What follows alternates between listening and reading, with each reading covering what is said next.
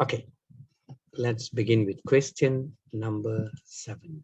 Okay, let's read first and say, in a certain chemical process, a substance is being formed, and T minutes after the start of the process, there are m grams of the substance present. Okay, let's move this to a whiteboard and continue, please. So in the process, the rate of increase of m is proportional to 50 minus m squared. When T is equal to 0, m is 0, and dm dt is 5. So we need to show that m satisfies the differential equation like that. Okay, so the first thing is, one of the key things here is this phrase. When they say the rate of increase is proportional, rate of increase is dm dt. So proportional means it is k multiplied by 50 minus m whole thing square. Okay, so that's how we put a constant k there. Okay, let's try to solve it, please. So this is 5 equals to k, and then 50 minus m is 0 like that. Okay, so let's put a square like that. This is 2500 k, and then solving which we'll get 5 over 2500, or we get the value of k as 0.002. Okay, 0.002. Okay, so let's just substitute back, and then we can see that the equation is formed already. Oh, that's the equation. So dm dt equals to 0.002 50 minus m squared. Done. Okay, let's do the second part. So this is the value of m. All right, so m satisfies this equation. Okay, now they want you to solve the differential equation, and how do we go about it? So they will always separate these two parts. Sometimes they actually prove it because they want you all to use the first part. Even if you didn't get the first part, in other words, you can use it to do the second part onward to get the answer. Okay, so let's start things off. From this equation, we rewrite it first. The method to solve the differential equation is to rewrite it. Separation of variables, please take note. And the 0.02, that means I'm just going to modify it a little bit. So we can look at it as 50 minus m squared, whole thing over 500. Okay, 500 like that. So let's rewrite it nicely, please. So it becomes, think of it like a fraction when rewriting. It's quite helpful to think of it like that. So we have dm like that. And then this side is 1 over 500 and dt. Okay, so 1 over 500 and dt lah. All right, okay, then we put the integration symbol, and then we put like this lah, integration symbol as well for the dm, and this side is for the dt. All right, okay, now how do we go about this part? Okay, so let's do a bit of an integration here. So to integrate this function, we need to write it as an exponent. So minus m minus 2 like that dm, and this one is t over 500, because it's easier to integrate, so we can straight away just multiply as a constant, just plus a c again there. And integrating this side a little bit tricky, so we just plus 1. Aha. Okay, so 50 minus m like that, minus 2 plus 1 come minus 1, and then you need to divide by what you integrated. There's one more small trick here. This often becomes a problem because people miss it easily, which is differentiate inside is -1. So you need to put a division of that as well. So then t over 500 plus c. Okay, so then let's rewrite it plus. And this becomes 1 over 50 minus m. So t over 500 plus c. Okay, so all these are correct, huh? So we need to put the value now to find the value of c first. So t equal to 0, m equals to 0. Okay, t is 0, m is 0. This would be 1 over 50, and then this becomes c. C is 1 over 50. So therefore, this will be 1 over 50 minus m equals to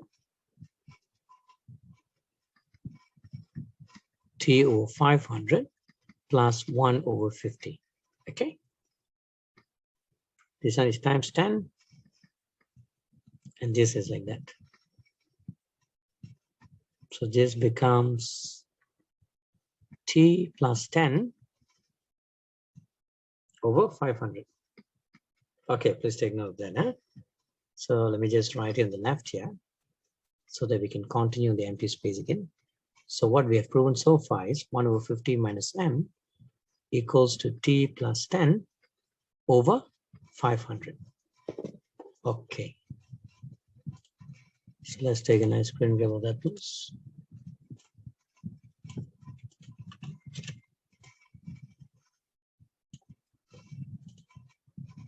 Okay, let's clear that and let's continue on this side. Okay, so we need to prove m equals to. So we need to make m the subject of the matter. That's what it means. Huh?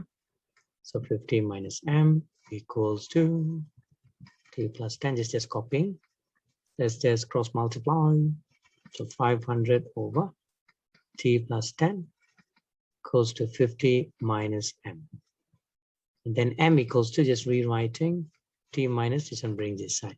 500 over t plus 10.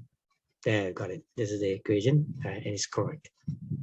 Okay, now we have all this ready. So we clear this. We need to find the mass. Okay. Okay, so calculate the mass of the substance when t equals to 0. Okay. Sorry, t equals to 10. Okay, this is just a direct substitution. So when t equals to 10, this becomes what? So m equals to 50 minus 500. This one like that. So 50 minus 25, which is 25. Okay, which is 25.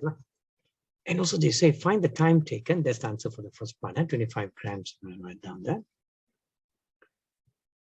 Okay, the next one they say find the time taken for the mass to increase from 0 to 45 grams. This is the m. M is increasing from that. Okay, let's just solve that, please. So m equals to 0 means that t minus 500 over t plus 10 is 0. So I'm going to do this in parallel so that it's easy to see the two parts here. And on this side, we're going to put m equals to 45. So 45 equals to 50 minus 500 over t plus 10. Okay, when you move like that, 500 over t plus 10 would be equals to 5. So this thing like that. Huh? All right, so then let's try to solve for the value of t plus. So then this becomes 500. Yeah, let's put like this. T plus 10. So t plus 10 equals to 10. And on this side, we can see that this is t already 0. Huh? Oh, then this side it solves to t plus 10 equals to 500 over 5 is 100. So t is 90.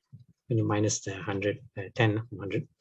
So t equal to 0 to 90. So find the time taken. There's a reason why I'm writing it like this, because when they say the time taken, they're talking about from just when this happened to that. Sometimes imagine here was if like 20 means that 90 minus 20. But in this case, such is not the case.